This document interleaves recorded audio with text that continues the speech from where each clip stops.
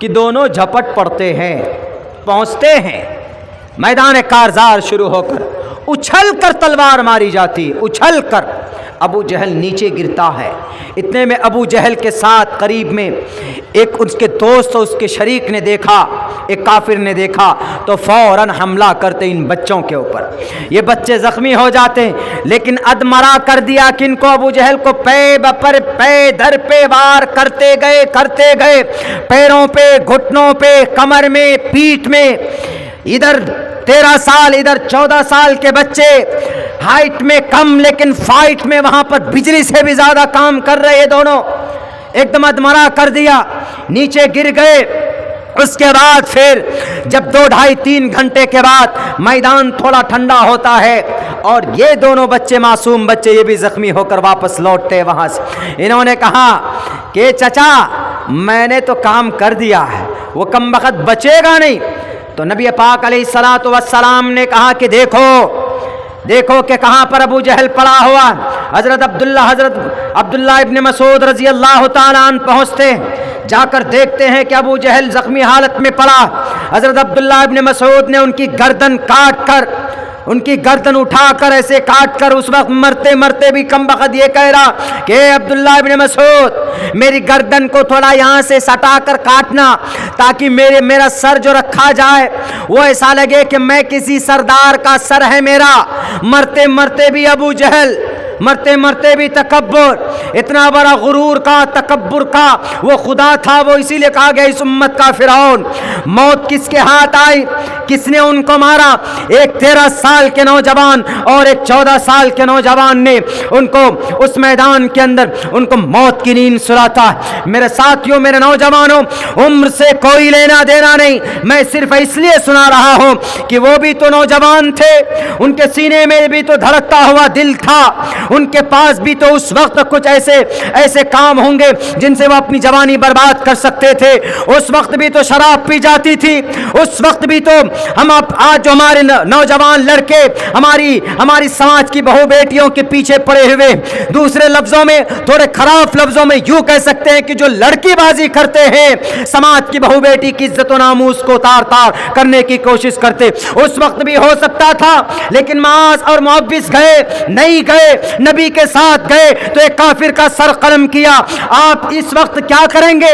آپ کہیں گے کہ مولانا عبداللہ اس وقت تو ہم جنگ نہیں کر سکتے، اس وقت تو ہم مقابلہ نہیں کر سکتے، آپ جنگ نہیں کر سکتے، آپ تلوار نہیں اٹھا سکتے، میں مانتا ہوں، لیکن ہماری بیٹیوں کی جو عزت لوٹی جا رہی، ان کے خلاف آواز تو بلند کر سکتے ہیں۔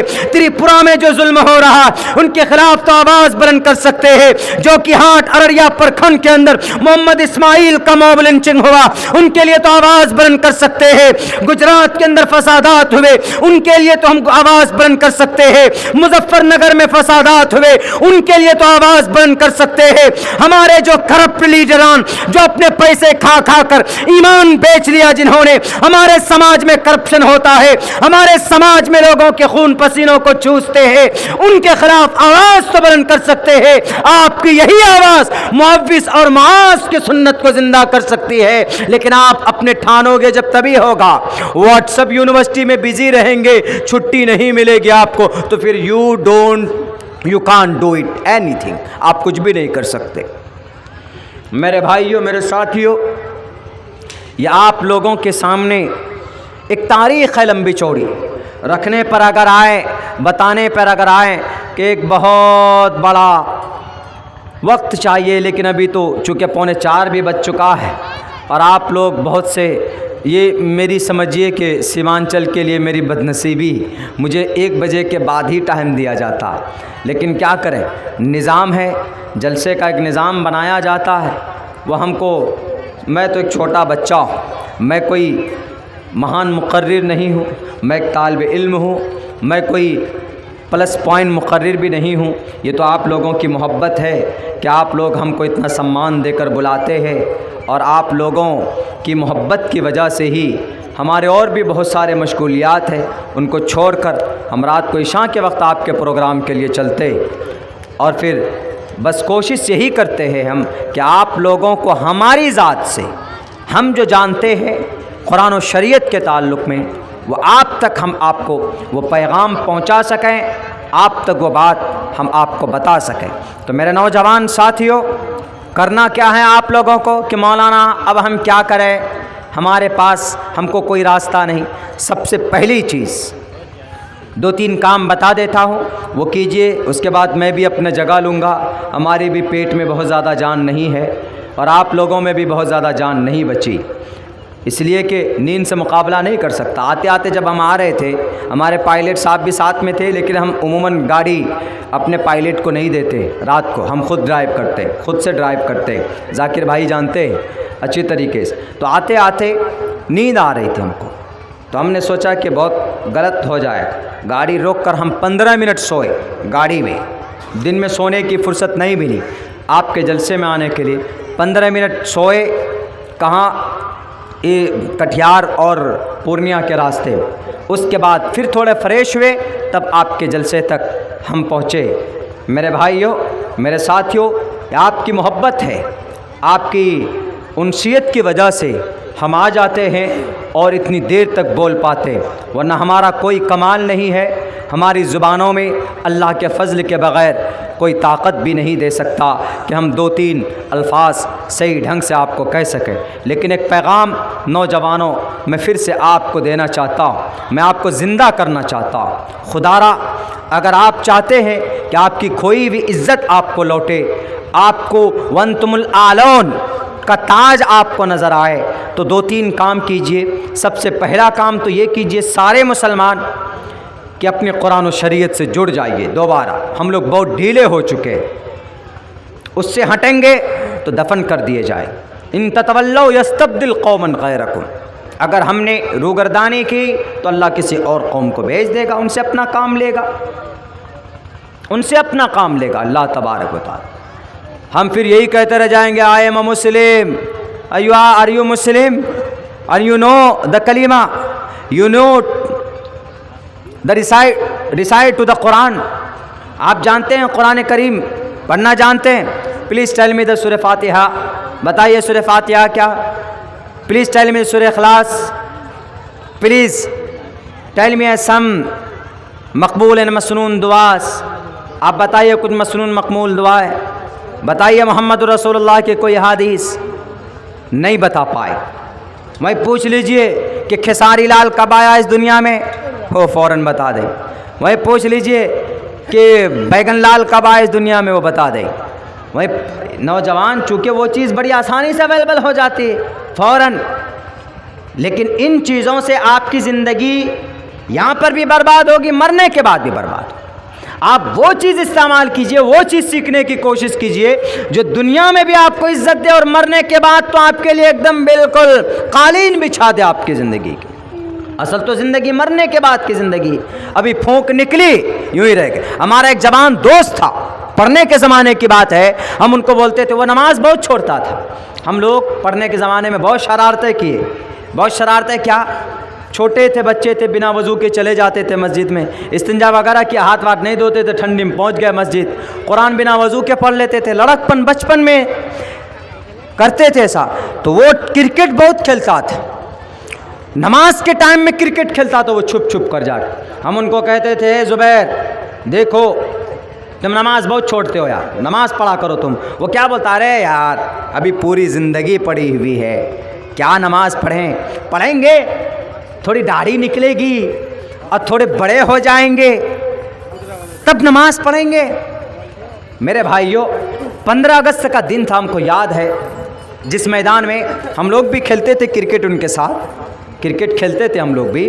ہر چیز کا ایک سمے ہوتا ہے، سمے سمے پر کرنے سے بہتر ہوتا ہے۔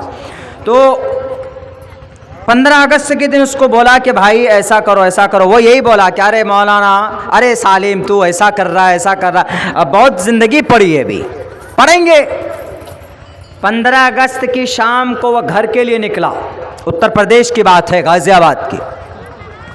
وہ گھر کے لیے نکلا، ٹرین پہ بیٹھا، ٹرین پہ بیٹھا، بیٹھنے کے بعد شاید وہ مغل سرائے تک پہنچا، جس کو ابھی پنڈت دین دیال اپادھیائے نام رکھا گیا، مغل سرائے کا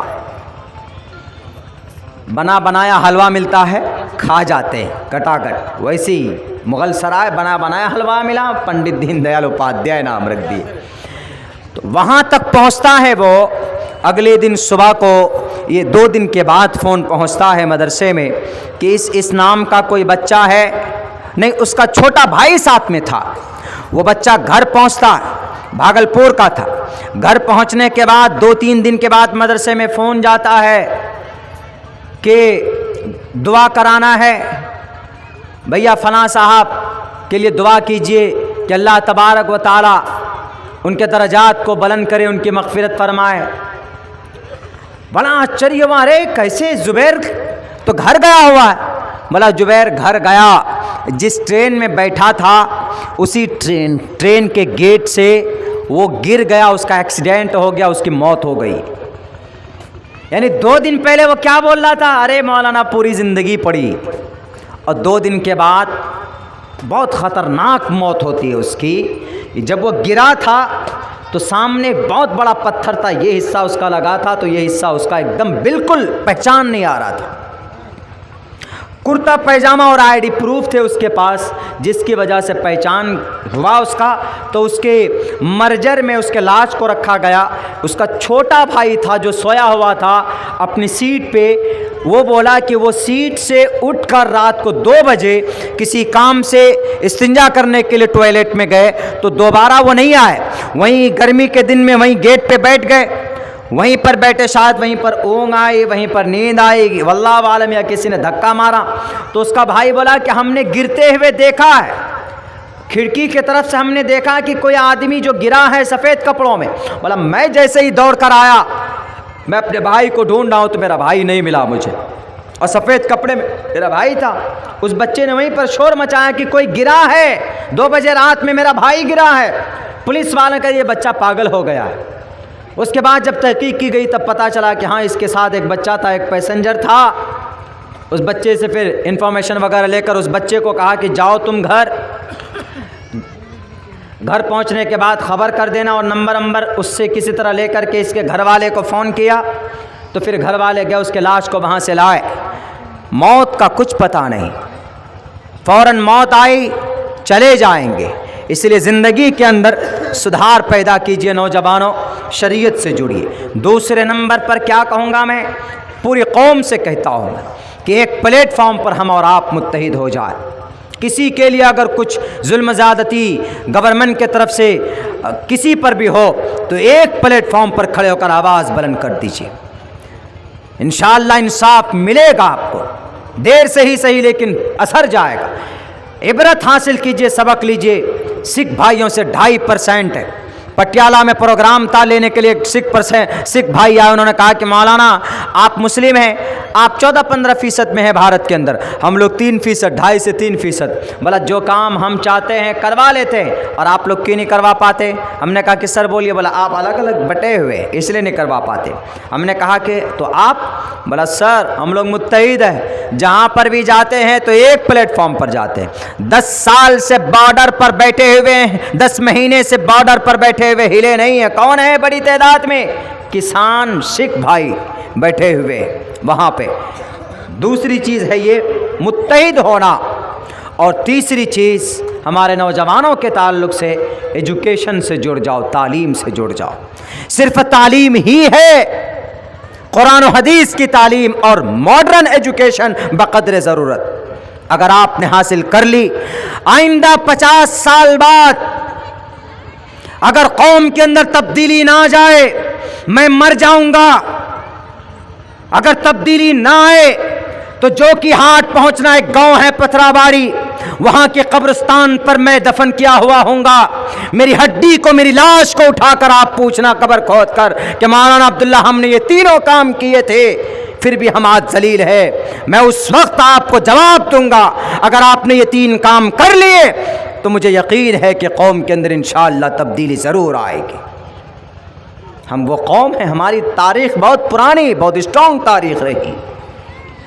تو اسی لیے میرے بھائیوں یہ 2-3 کام ہم کریں، میرے نوجوانوں، میرے ساتھیوں، انشاءاللہ ہمارے سماج کے اندر اور خود کے اندر تبدیلی آئے گی۔ بہت بہت شکریہ، جزاک اللہ۔ السلام علیکم ورحمۃ اللہ وبرکاتہ۔ اللہ